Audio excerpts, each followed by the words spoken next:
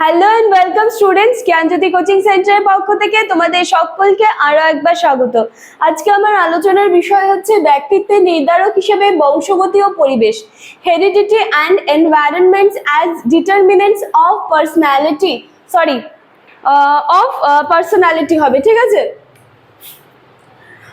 তোমাদের সিলেবাসে দেখবে যে ওখানে হচ্ছে শিশুর ব্যক্তিত্বের বিকাশে বংশগতির একটা ভূমিকা রয়েছে, ঠিক আছে। তো সেটাই কিন্তু কিছুটা এটার মধ্যে চলে আসবে, আমি সেজন্য এটা পুরোটা আলোচনা করে দিচ্ছি, দুটো টপিক একবারে তোমাদের হয়ে যাবে। ক্লাস বা আলোচনার বিষয় শুরু করার আগে একটু বলে নিতে চাই, ভীষণ স্বল্প মূল্যে কিন্তু জ্ঞানজ্যোতি কোচিং সেন্টারের পক্ষ থেকে কোর্সগুলো প্রোভাইড করা হচ্ছে। তোমরা যদি ইচ্ছুক থাকো তাহলে কিন্তু আমাদের সাথে অবশ্যই যোগাযোগ করে নিতে পারো। আমাদের সাথে সরাসরি যোগাযোগ করার জন্য এখানে দুটো কর্নারে তোমরা কন্ট্যাক্ট নাম্বার দেখতে পাচ্ছ, এই দুটি নাম্বারের মধ্যে যে কোনো একটি নাম্বারে কিন্তু কল করে নিতে পারো। কথা না বাড়িয়ে আমি আজকে আলোচনার বিষয়টা শুরু করছি। দেখো কি বলেছে, ব্যক্তিত্বের নির্ধারক হিসেবে বংশগতি ও পরিবেশ, মানে একজন বাচ্চা বলো বা একজন ব্যক্তির মধ্যে কোন ধরনের পার্সোনালিটি, সেগুলো কোন ধরনের পার্সোনালিটি দেখা যাবে বা কোন ধরনের পার্সোনালিটি গুলো গ্রো করবে, সেই ক্ষেত্রে বলছে যে বংশগতি ও পরিবেশের মানে কি ভূমিকা থাকতে পারে, ঠিক আছে। সবার প্রথমে আমাদেরকে জানতে হবে যে হেরিডিটি বা বংশগতিটা কি জিনিস।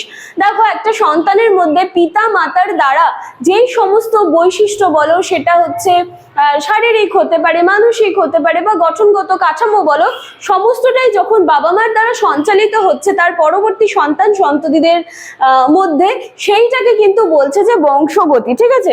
এবার আমরা অনেকেই দেখি না বংশ মানে বলি যে বংশের সূত্রে আমরা কিছু গুণ পেয়েছি বা বংশের সূত্রে কিছু খারাপ কোয়ালিটিসও আমরা পেয়ে থাকি বা কিছু এমন রোগ থাকে যেগুলো কিন্তু বংশসূত্রে আমরা পেয়ে যাই, ঠিক আছে। তো এই হচ্ছে বংশগতি কাকে বলে।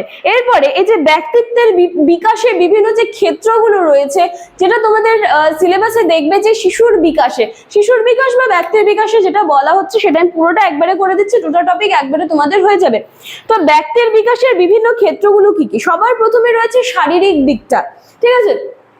আমরা দেখি যে বাড়িতে মনে করো যদি কেউ একজনের চোখের মানে রং যেটা থাকে সেটা যদি একটু বাদামি রঙের দেখি, তো মানে তখন দেখেছি সেই বাড়িতে মানে নতুন যদি বাচ্চা আসে তারও দেখা যায় চোখের রংটা একই, বা কারোর ফেস হয়তো একই রকম থাকে, বা শারীরিক কাঠামো সে যত বড় হতে থাকে বলি না যে দেখো এ একদম পুরো তার বাবার মতো হয়েছে। তো এই জিনিসগুলো কি করে আসে, বংশগতির জন্য কিন্তু আসে।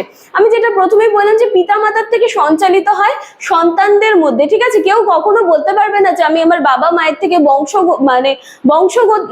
বংশের যেই ধারাটা রয়েছে সেটা আমি পাইনি। কিছু না কিছু কিন্তু লক্ষণ সেই সন্তান সন্ততিদের মধ্যে লক্ষ্য করা যায়, হতে পারে সেটা দৈহিক বৈশিষ্ট্য, কাঠামোগত বৈশিষ্ট্য বা মানসিক কিছু বৈশিষ্ট্য হতে পারে, বা চুলের রং, গায়ের রং, ঠিক আছে, হাঁটা চলার এটা ধরন, ঠিক আছে, এই সমস্ত কিছু কিন্তু পেয়ে যায়। আচ্ছা, এটা হচ্ছে শারীরিক দিক। এরপর হচ্ছে বৌদ্ধিক দিক। দেখো, বৌদ্ধিক সক্ষমতার কিন্তু কিছু দিক আছে। দিকগুলো হচ্ছে যে স্মৃতি, একটা ভাষা শেখার বয়স বা বুদ্ধিমত্তা, এই ব্যাপারগুলোও কিন্তু বংশগতির কারণে কিন্তু বাচ্চাদের মধ্যে আসে, ঠিক আছে। অনেক ক্ষেত্রে দেখা যায় যে বাবা মাদের যদি মানে বুদ্ধির যে ব্যাপারটা সেটা যদি ভীষণ শার্প হয়, তাহলে সেটা কিন্তু অনেকাংশে সেটা বাচ্চার মধ্যে কিন্তু চলে আসে, ঠিক আছে। বা কোনো বাবা মার মধ্যে যদি মনে করো যে ভুলে যাওয়ার প্রবণতা খুব থাকে, সেটা কিন্তু বংশগতির কারণে তার সন্তানদের মধ্যেও কিন্তু সেই যে প্রভাবটা আছে সেইটা কিন্তু লক্ষ্য করা যায়, ঠিক আছে।